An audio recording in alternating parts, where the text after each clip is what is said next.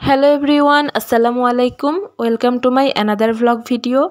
তো গাইস, আজকে আমি রান্না করব সিমের বিচি দিয়ে রুই মাছের ঝোল। আর রুই মাছের ঝোলটা খেতে কিন্তু খুবই টেস্টি হয়। আপনারা যারা যারা এই রুই মাছের ঝোলটা ট্রাই করেছেন তারা জানেন যে এটা খেতে কতটা টেস্টি হয়। তো আজকে আমি সেটাই করে দেখাবো। আর রুই মাছের ঝোল করার জন্য প্রথমেই পেঁয়াজ ভেজে নেব। হালকা করে পেঁয়াজ বাদামি কালারের হয়ে গেলে তার মধ্যে রসুন বাটা, আদা বাটা, জিরা বাটা সব কিছু দিয়ে ভালোভাবে কষিয়ে নেব। খেয়াল রাখতে হবে মশলাটা ভালোভাবে কষানো হচ্ছে কিনা। এই পর্যায়ে মশলাটা ভালোভাবে কষানো হয়ে গেলে তার মধ্যে দিয়ে দেব পর্যাপ্ত পরিমাণে লবণ। প্রথমেই আমি পরিমাণ মতো লবণ দিয়ে দিব। লবণ দেওয়ার পরে এখানে আমি দিয়ে দেব হলুদের গুঁড়া। এরপরে আমি দেব মরিচের গুঁড়া।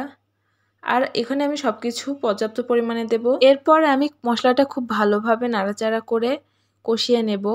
আর খেয়াল রাখতে হবে মশলাটা খুবই ভালোভাবে কষাইতে হবে। আর মশলাটা ভালোভাবে কষিয়ে নিয়ে তার মধ্যে আমি সিমের বিচি দিয়ে দেব।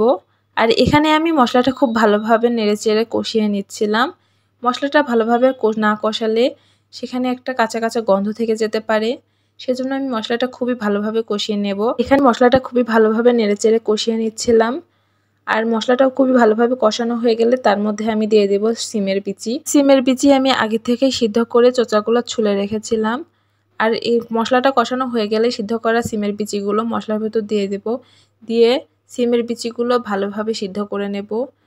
এরপর সিদ্ধ করা সিমের বিচিগুলো দিয়ে ভালোভাবে কষিয়ে নেব।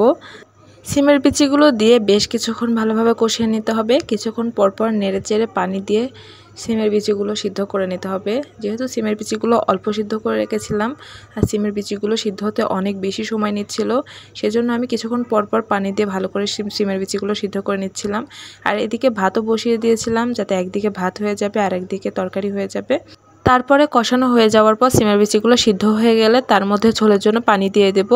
আর এ পর্যায়ে ঝোল যখন একটু ফুটবে তখন আমি টমেটো কেটে টমেটো অ্যাড করে দেব।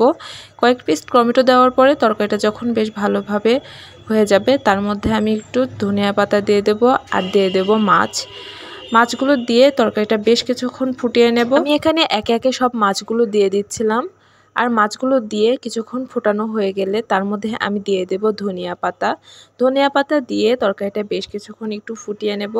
আর এই রুই মাছের ঝোলটা দেখতে যতটা সুন্দর হয়েছিল তার থেকে খেতে কিন্তু আরও অনেক বেশি টেস্টি হয়েছিল। একদিকে তরকারিটা হচ্ছিল আর একদিকে আমি সালাদ কেটে নিচ্ছিলাম। তরকারি রান্না শেষ হলে একটুও দেরি করব না, খেতে বসে যাব। এদিকে সালাদগুলো আমি কেটে নিচ্ছিলাম আর সালাদগুলো কাটতে কাটতে আমার তরকারিটা রেডি হয়ে যাবে। এরপর তরকারিটা রেডি হয়ে গেলে তরকারিটা পরিবেশন করে ফেলবো। আর আজকে শুধু আমি রুই মাছের ঝোল করি নাই, সাথে রুই মাছের তেল ভাজিও করেছিলাম। ভিডিওটা কেমন লাগলো কমেন্ট করে জানাবা। আজকের মতন এ পর্যন্তই। আল্লাহ হাফেজ।